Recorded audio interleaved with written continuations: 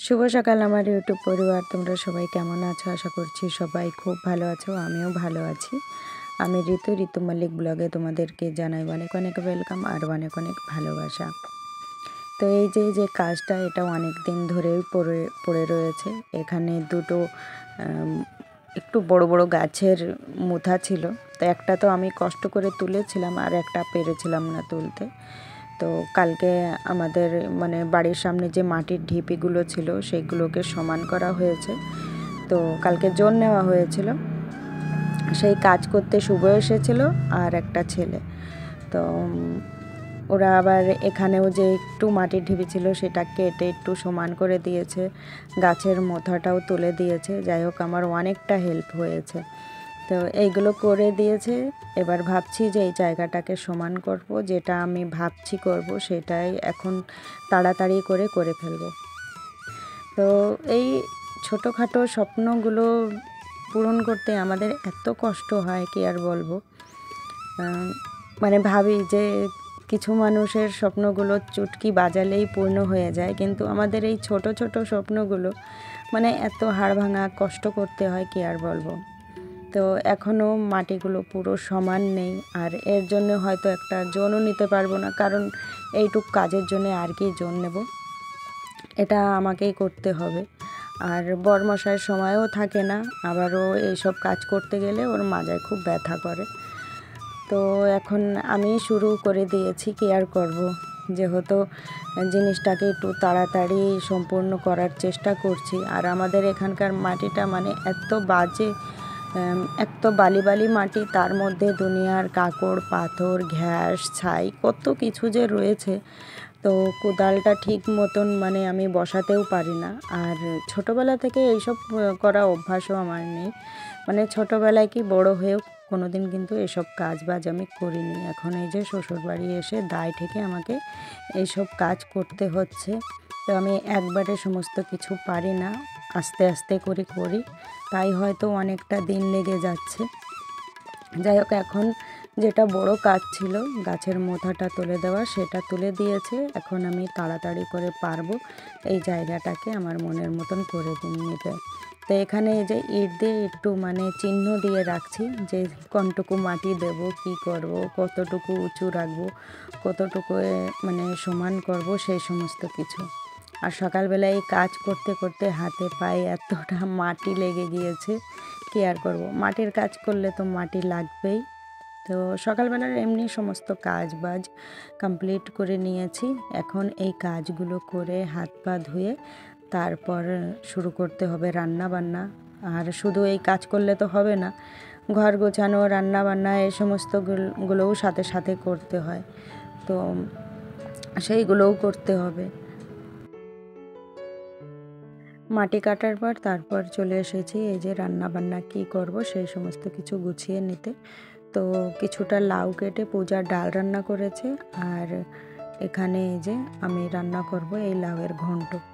তো লাউয়ের ঘন্ট করব মাছের মাথা দিয়ে। কালকে পূজা মাছ রেখেছিল, তো এই মাছের মাথা ছিল, সেই মাছের মাথা দিয়েই লাউয়ের ঘন্ট করব। লাউটাও বেশি একটা বড় না, একদম জালি লাউ।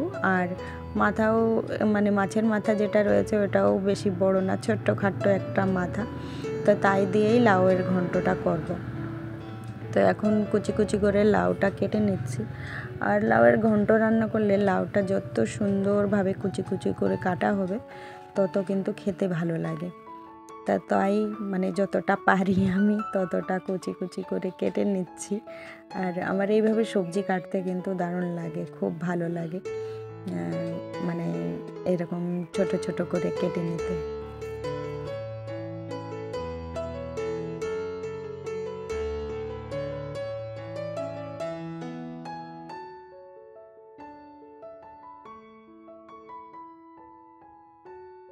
আজকে শুধু লাউয়ের ঘন্ট করব।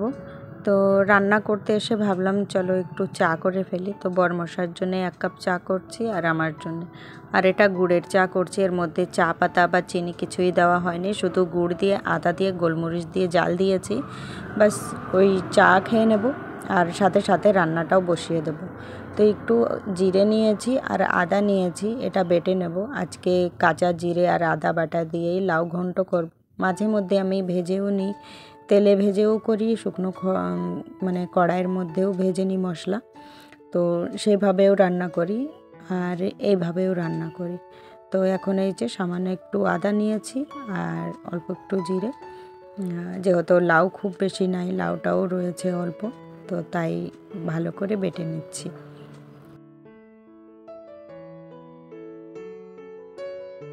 মশলা বাটা হয়ে গিয়েছে, এবার কড়াইয়ের মধ্যে দিয়ে দিচ্ছি তেল। আর ওই যে মাছের মাথা ছিল খুব ছোট, তো পার্শে মাছ না কি মাছ বলে, সেই মাছের মাথা ছিল। তো ওই মাছের মাথা দিয়েই রান্না করব, খুব ছোট মাছের মাথাটা।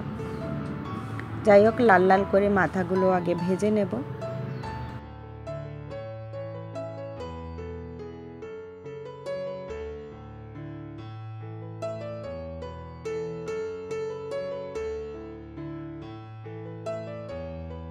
মাছ ভাজতে ভাজতে বাবা ফোন করেছিল, তো বাবার সাথে কথা বলছিলাম, ততক্ষণে মাছগুলো তুলে মানে মাছের মাথাটা তুলে জিরে তেজপাতা ফোড়ন দিয়ে ওই মশলাগুলো এর মধ্যে দিয়ে দিয়েছি।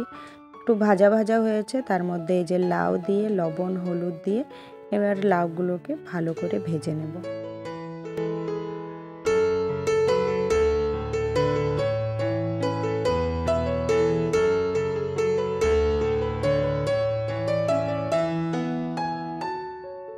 লাউয়ের ঘন্ট কে কে খেতে ভালোবাসো কমেন্টে কিন্তু জানিও।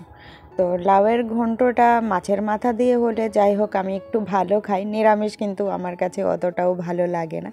এমনিতেই লাউ ভাজা, লাউ বটি যেটা সাদা তরকারি করি ডালের বড়ি দিয়ে, তো ওটা আমি খুব পছন্দ করি। তো লাউটা প্রায় হয়ে গিয়েছে, এর মধ্যে চালের গুঁড়ি গুলিয়ে দিয়ে দিয়েছি। এটা একটু শুকিয়ে গেলে কিন্তু লাউয়ের ঘন্ট রেডি।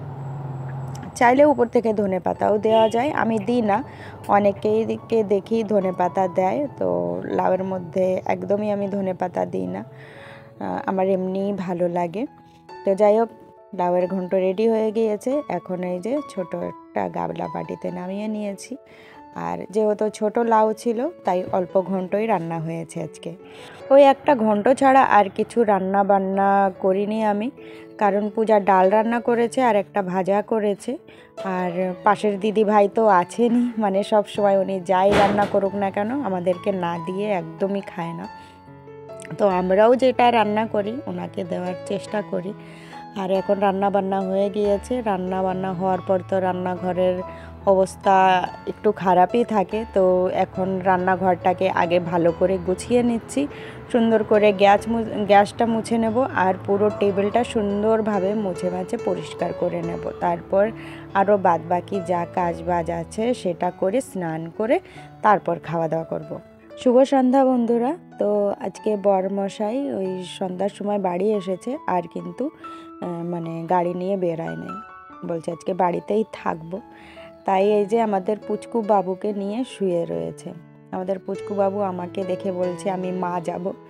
তো আমি বলছি যে না, এখন মা যেতে হবে না, এখন থাকো, কারণ পূজা ওইদিকে স্পেশাল কিছু করছে, যার জন্য দুপুরবেলায় বেশি রান্নার তামঝাম করিনি, ওই একটা জিনিসই রান্না করেছিলাম। এখন এই যে চলে এসেছি, একটু চা করব। বড়মশাই বলছে আজকে মানে অনেক দিন হয়ে গিয়েছে দুধ চা খাই না, একটু দুধ চা রান্না করো। তো দুধ চা আমিও তো খাই না, কিন্তু আজকেও আমি খাবো না, কারণ হচ্ছে শরীরটা মানে মনে হচ্ছে আমার কাছে ফুলেই যাচ্ছে। যতই কম খাবার খাই না কেন, যতই যা করছি না কেন, মনে হচ্ছে সঠিক কাজ করছে না। আসলে শীতের জন্যে আমি সকালবেলায় মর্নিং ওয়াকেও বেরোতে পারছি না, তারপর যে যোগা করব সেই যোগাটাও করতে পারছি না। আর খাবারটা আমি হেলদি খাবার খাওয়ার চেষ্টা করছি, কিন্তু বেনিয়ম হয়ে যাচ্ছে, খাবারটা ঠিক সময়ে খাওয়া হচ্ছে না, এটাই হচ্ছে মেন ব্যাপার। আর মাঝে মধ্যে জলটাও কম খাওয়া হয়ে যাচ্ছে। এখন রাত্রে আমি সিদ্ধ ভাত বসিয়ে দিয়েছি, আর আলু টমেটোর সিদ্ধ দিয়েছিলাম। আর এই থালার মধ্যে দেখো ধনেপাতা আছে, পেঁয়াজ কুচি আছে, তারপর লঙ্কা কুচি করে রেখেছি, একটু রসুনের পাতাও কিন্তু কুচি করে রেখেছি। তো আজকে ওই উত্তরপ্রদেশে যেভাবে চোখা মাখিয়ে খায় সবাই, সেইভাবে আমি করছি। তো 3টে আলু সেদ্ধ দিয়েছিলাম, আর এই যে টমেটোর আলুর চোখলা কিন্তু আমি ফেলিনি, কারণ হচ্ছে থাইরয়েডে আলুর চোখলাটা খুব উপকারী হয়, তাই আমি ফেলি না, আর সাথে সাথে সবার জন্যই কিন্তু ওটা উপকারী হয়। তো সব মিলিয়ে স্বাদ মতন লবণ দিয়ে এই যে মাখিয়ে নিচ্ছি। এর মধ্যে কাঁচা তেল অ্যাড করিনি, কাঁচা তেল ছাড়াই কিন্তু এটা খেতে বেশ ভালো লাগে, খুব টেস্টি হয়। কোনো দিন এইভাবে যদি আলু টমেটো সিদ্ধ মাখিয়ে খাও দেখবে খুবই ভালো লাগে, রুটির সাথে হোক বা ভাতের সাথে, খুব টেস্টি। রাত্রের মেনুতে ছিল সিদ্ধ ভাত আর পূজা করেছিল চিকেন টিক্কা। যাই হোক, ভিডিওটা এখন শেষ করছি, ফিরে দেখা হবে কালকে। সবাই ভালো থেকো।